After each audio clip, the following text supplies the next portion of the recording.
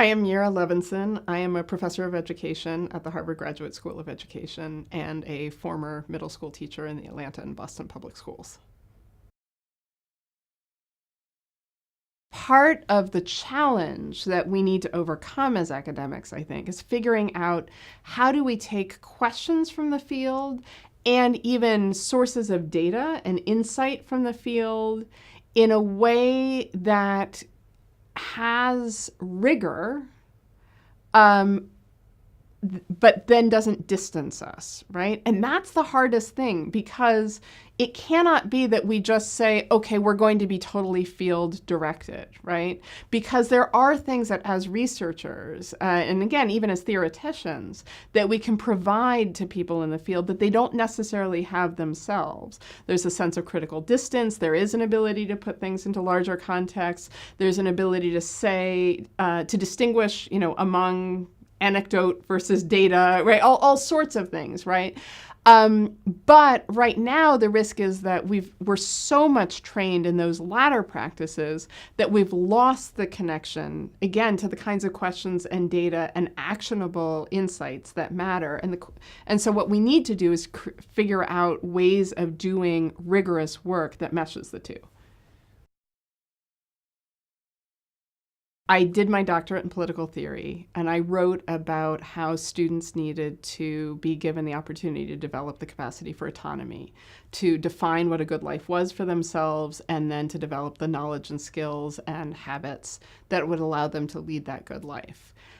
When I became a teacher in the Atlanta public schools, I discovered what I should have already known, but I didn't, that the structural and institutional conditions of my students' lives meant that it could not be an individual action by my individual students to lead lives that they considered good, because they were living in under conditions of structural oppression and institutional racism that prevented them from leading the lives that they wanted to lead in a way that my own children are not prevented.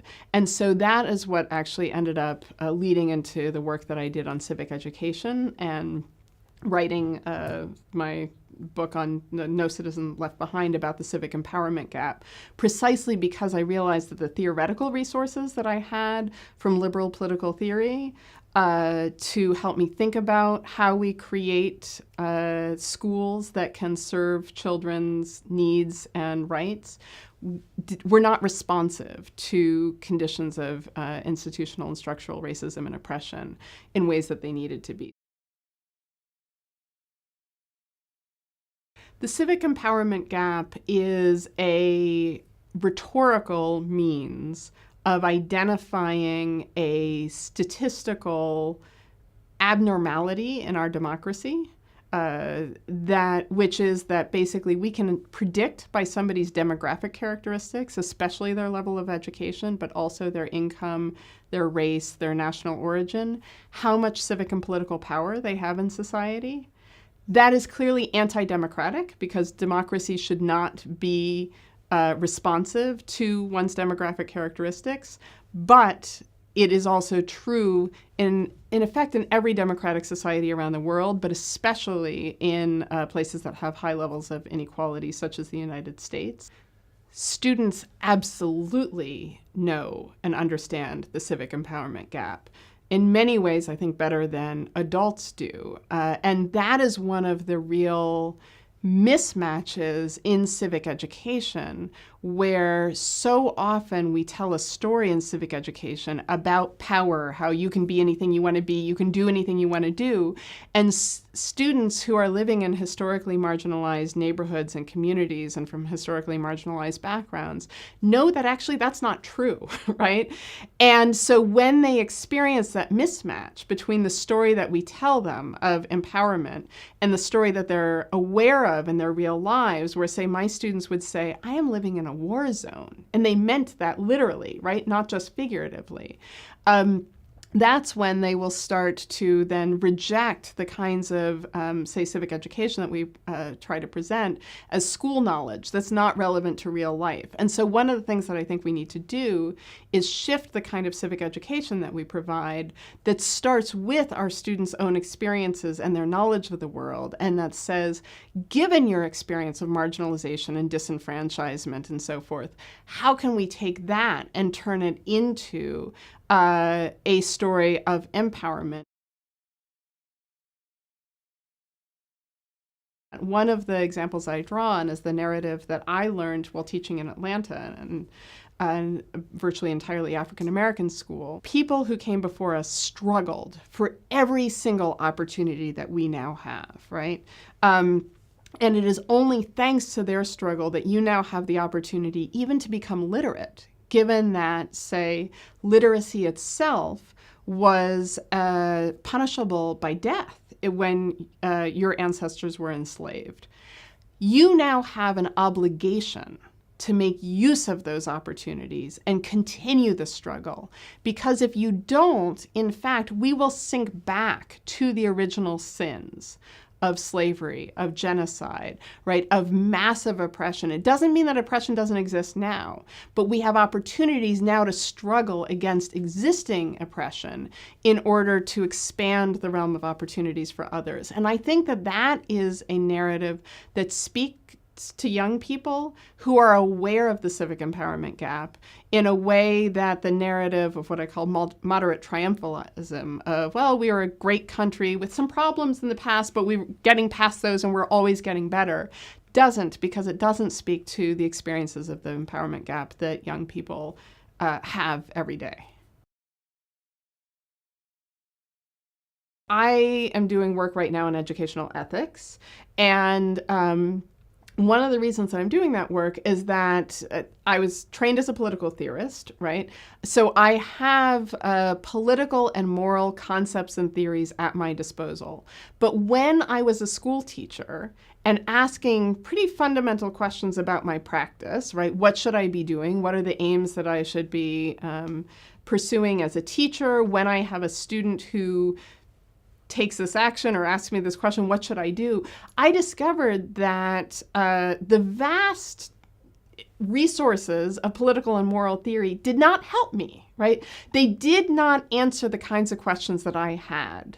And so the work that I've been doing recently has been to try to develop theoretical resources, methodological resources, substantive resources to address the questions that educators, school leaders, policymakers have through rigorous theoretical means. One of the questions that every single teacher wrestles with around the world is how to deal with a student who is disruptive in their class. Because every classroom has at least one disruptive student. Often the students are disruptive because they are trying to prevent a revelation of their own weakness, right? They may not know the material. They may be worried that they'll be caught out, something, right? Because nobody actually wants to feel like a bad person. And if you're being disruptive, you're often tagged as a bad person. And so that's not actually what the kid is trying to do, right? They're trying to do something else. That child is, say, stopping the learning of 27 other children, and that matters. However, if the way you respond to that is, say, by kicking the kid out, you are now preventing his learning. You are teaching him and the other 27 children that there are kids who are disposable or expendable. And you are also setting yourself up for failure again in the future. How you think about what you owe to that child, what you owe to the 27 other children, about the distribution of educational resources, about how we teach them about what is just in the world and how we should interact, is a fundamental question for every teacher. And it is one that currently we do not have the political and moral theory to address. I think that the strongest piece of advice that I would give is to start with the questions of people in the field as opposed to starting with the questions that researchers have. One of the things that we train students to do as they're doing their doctorates is to do a literature review and to then say, okay, this is what we know, this is what we don't know, here is the niche that, I'm going to fill and why it's important that I fill this niche, right? But that is therefore grounding the questions that we're going to ask and answer in the research literature, rather than grounding it in the world of policy and practice and then saying, here are the questions that people have, here are the answers that exist but for some reason aren't reaching those people who are actually trying to take action in the world, or here are the questions that they have and they don't have resources that they would like to have from researchers to help them address those questions and take action in the world. And I think that if we grounded our work there in the questions that people have in the world who want to take action and who don't know how to take action effectively in the ways that they would like, then we would do much more relevant and, frankly, important research and I think the take-up would be much greater because we would be addressing questions that people actually had in the world.